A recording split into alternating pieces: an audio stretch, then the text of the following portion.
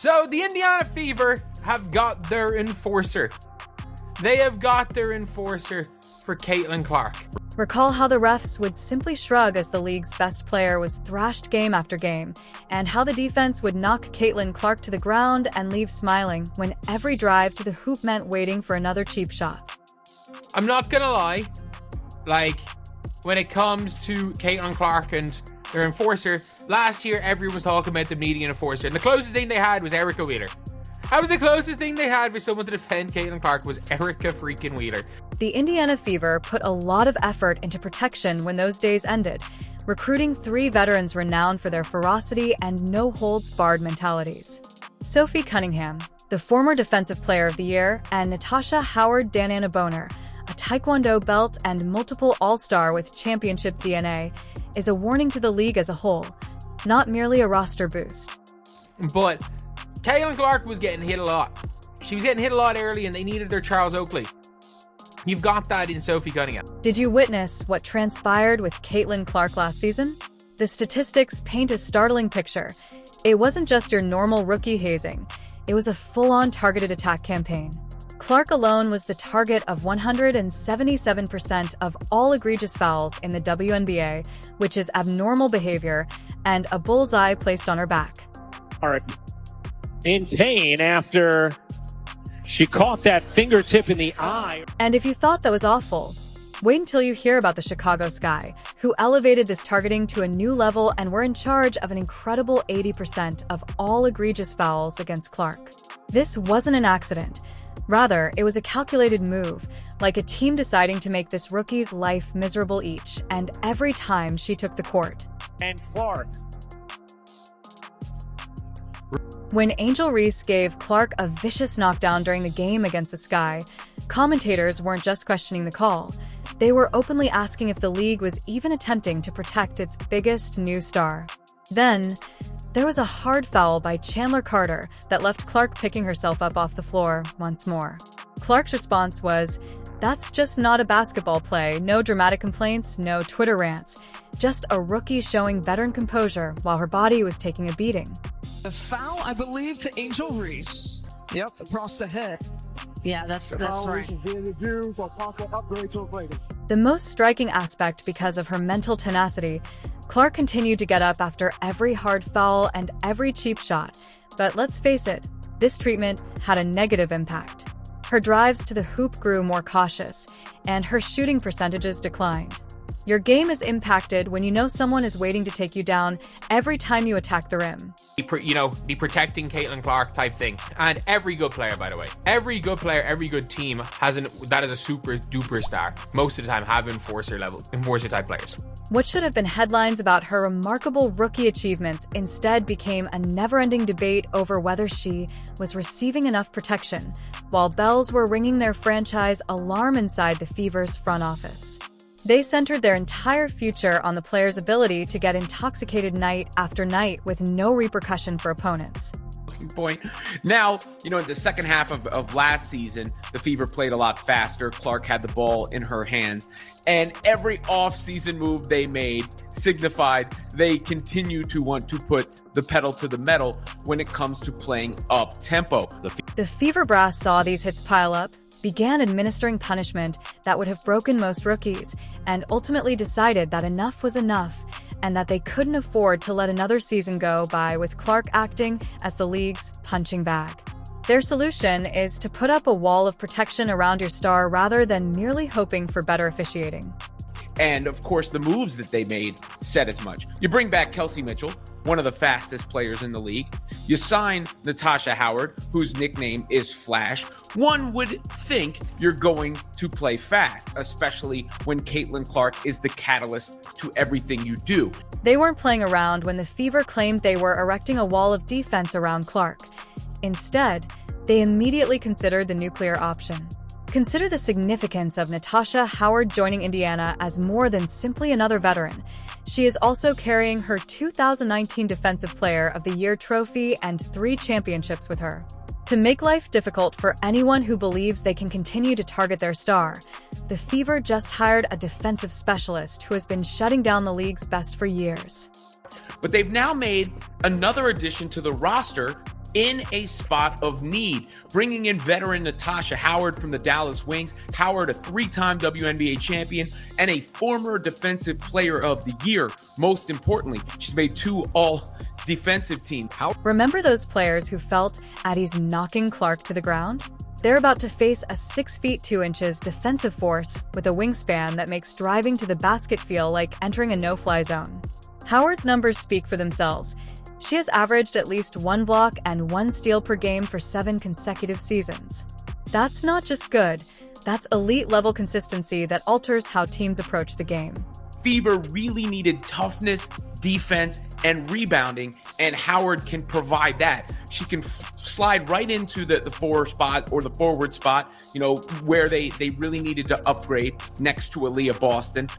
Her adaptability is what makes Howard so ideal for keeping Clark safe. When guards try to get physical with Clark, she can switch to the perimeter and slide back inside to block shots at the rim.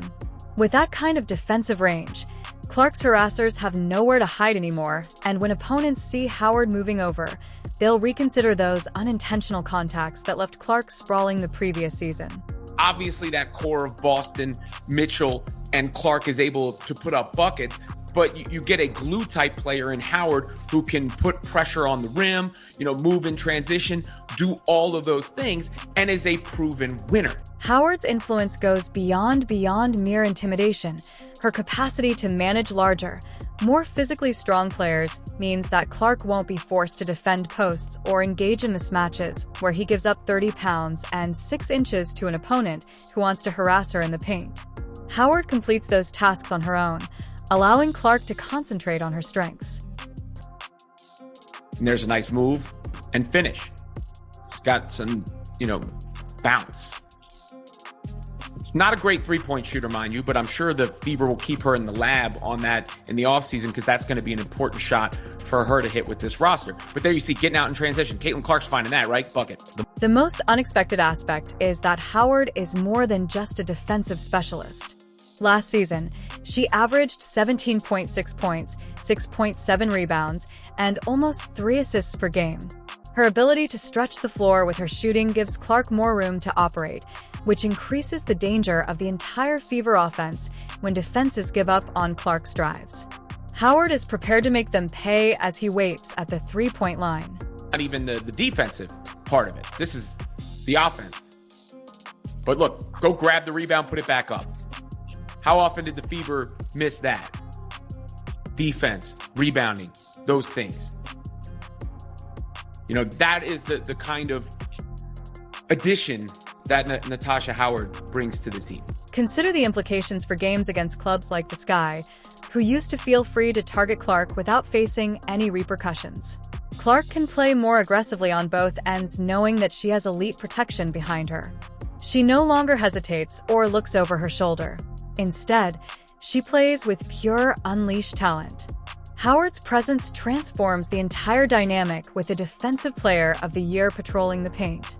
What they had in place, so that's a bonus. And then they add to it, addressing a weakness specifically. By the way, Howard also, started her career with the Indiana Fever, has a history there. So there's just so much to like about this move for Indiana. If Howard is the barrier keeping Clark safe, remember those playground bullies who would taunt someone until a bigger kid showed up. Sophie Cunningham is that bigger kid, but she also has a real black belt in Taekwondo. Sophie Cunningham is the alarm system that sounds when someone tries to climb over it. The Fever didn't just get a defender. They signed the WNA's resident chaos agent, who actually enjoys confrontation. Sophie Cunningham is literally the, for lack of a better word, the biggest shithouse in the WNBA. Like, that is the best way I would describe her. Cunningham runs directly toward controversy when other players try to avoid it. During one legendary altercation, she grabbed an opponent's leg while the other Mercury teammates refused to even approach the scenario. Not only is she confident, but she also views conflict as an opportunity rather than a problem. She is now taking same fearless attitude to Indianapolis with the main goal of making everyone reconsider their actions before tampering with Caitlin Clark. Sophie Cunningham in general is just wild. Wild is the best word I can use to describe Sophie Cunningham. And like, it's carnage. Like, it's carnage a lot of the time when Sophie Cunningham gets involved with anything. Not only is Cunningham willing to get physical, but she also reacts after taking a hard hit, getting knocked down, and then getting back up laughing. Can you imagine how unnerving it is for opponents when your intimidation tactics only result in someone grinning back at you? It completely disrupts the psychological warfare. This isn't just about physical protection. It's about altering the entire mental dynamic of how teams approach Clark. I'll go. Sophie Cunningham tried to fight Maisha Hines-Allen. She tried to fight Maisha Hines-Allen. You do not, like, there are not that many people. You can see everyone else is trying to get as far away from this situation as possible. However, Cunningham is more than just a bruiser. She made almost 38% of her three-pointers in the previous campaign, indicating that she is a real offensive threat. She will make the defenders pay, so they can't ignore her and double-team Clark. Instead of adding a one-dimensional enforcer, Beyond the Art Fever added a genuine two-way player who also has martial arts training. She plays at a level of intensity that at times borders on, like, psychotic. And there is dirty plays in there. When an opponent tries to get physical with Clark in a crucial fourth quarter, Cunningham will quickly step in and draw the technical instead of Indiana's star guard. This is where Cunningham truly shines. Last season, Clark had to decide between standing up for herself and risking technicals that could get her ejected or just taking the abuse. Now, Cunningham will gladly absorb those technicals, freeing Clark to concentrate only on tearing down defenses with her elite playmaking. Too. Like Sophie Cunningham, there are so many things where it's like, part of it her fault, part of it not her fault, but she will not back down. She will not back down under any circumstances from anything. And that is what the Indiana Fever need. If somebody hits Caitlin Clark, if somebody does what Victoria Vivians did to Caitlin Clark, it's not going to be Caitlin Clark that's getting involved to be teed up. Sophie Cunningham's in there. You take the technical foul. You take it. The message from Fever's front office couldn't be more clear. Cunningham patrolling the court means that opponents no longer have to use physical intimidation against Clark. Instead, they must contend with a psychological barrier that is getting in Clark's face. It's worth dealing with someone who views conflict as a fun afternoon pastime. But sometimes you need one of those players on your team. You need one of those enforcers. And not only that, like, you've got a bunch of tough players around. You've got a whole bunch of tough players around Caitlin Clark and the Fever. And you have got one person who is without question going to be the enforcer. What happens when the game is on the line and all that protection still leaves Clark facing double teams in the clutch? That's where Dananna Boner comes in, and she's bringing something to Indianapolis that no amount of physical toughness can provide: championship DNA that turns playoff participants into title contenders. The Fever didn't just build a security detail for Clark, they put together a championship blueprint. That and the core that they have here now is just kind of want to fit in, be another piece of the puzzle, and hopefully bring the energy dynamic and take us to a different level in the playoffs. We're talking about multiple WNBA titles and all-star selections from one of the league's most versatile players, so Boner isn't just another seasoned addition. But here's what makes this move so incredible. The championship knowledge gap between Boner and the young Fever roster isn't just large, it's Grand Canyon enormous. Last season, Boner was building to her collection of over 50 postseason games, while the Fever were floundering through playoff inexperience. I mean, they have dynamic pieces in CC and Kelsey Mitchell and AB, Lexi Hall. I mean, they have a great core, so why not just add to that and try to, take us to the next level in the playoffs. They were in first round, and I played against them in the first round, and the way they came back the second game, it just makes you excited to, okay, I want to be a... What sets Boner apart from other veteran leaders is that she isn't waiting for training camp to find her new teammates. Instead, she is already thoroughly studying films and figuring out how to optimize each person's potential. This isn't a player trying to boost her stats in the latter stages of her career. Rather, she is a champion driven to create something unique. Steph just made it easy. I don't have to learn a whole new system in year 15, so that's huge. And I feel like they just put me in great positions on the court that makes me successful and took my game to a different level. And now you're playing with these dynamic players, and hopefully I can take my game to an even better level. So all of that was a factor. And Amber, I've been knowing for a long time, and she explained the vision here and where the Fever want to go. And I'm like, okay, yeah, I'm in. I'll be a part of that. Relationship is already thriving when games get tight. You know, when Clark faced suffocating double teams last season with nowhere to go, things drastically change with Bonner on the floor. Her clutch scoring ability means defenses can no longer collapse without consequences. Bonner's revealed that they hit morning workouts together and develop chemistry that will pay off. I'm hoping that I can provide a little bit of leadership, but I feel like they're a team that last year helped them a lot and understand the dynamics of playoffs. It's a whole different ball game when playoffs come, and I feel like they're a young team, but they're a good team, and hopefully I can just provide the knowledge and explain playoffs to them a little bit better so we can be better prepared. However, Bonner's greatest contribution goes beyond XS and OS. She's already teaching Clark that playoff basketball is a completely different ball game and that mental preparation is invaluable. When elimination games come around and the pressure builds, Clark won't have to handle that intense situation alone because she will have someone who has succeeded in those precise moments guiding her.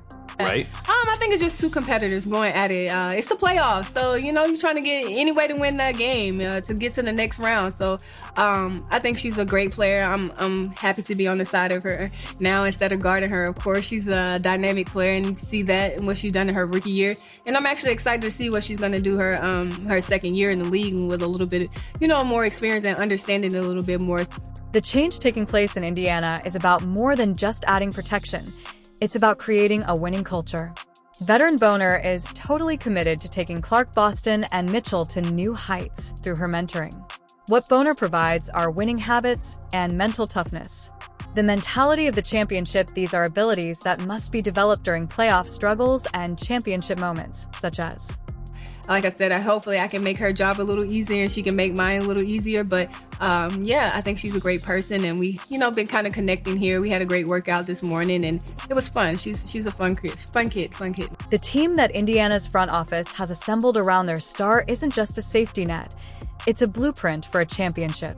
The team's transformation from rebuilding to legitimate title contenders happened virtually overnight. Forget about the Fever from the previous season. This is a completely new team ready to wreak havoc on the league. Play with her lineup construction and the kind of personnel she can put on the floor. So that the Fever kept together its core and now have gotten better. That's the most important thing for Indiana, of course. You know what this means for Clark? Her numbers are going to soar because these three veterans are relieving her defenses of the burden. Her upcoming games against Chicago will look entirely different, and the teams that previously targeted her will now immediately suffer the consequences from her new guardians.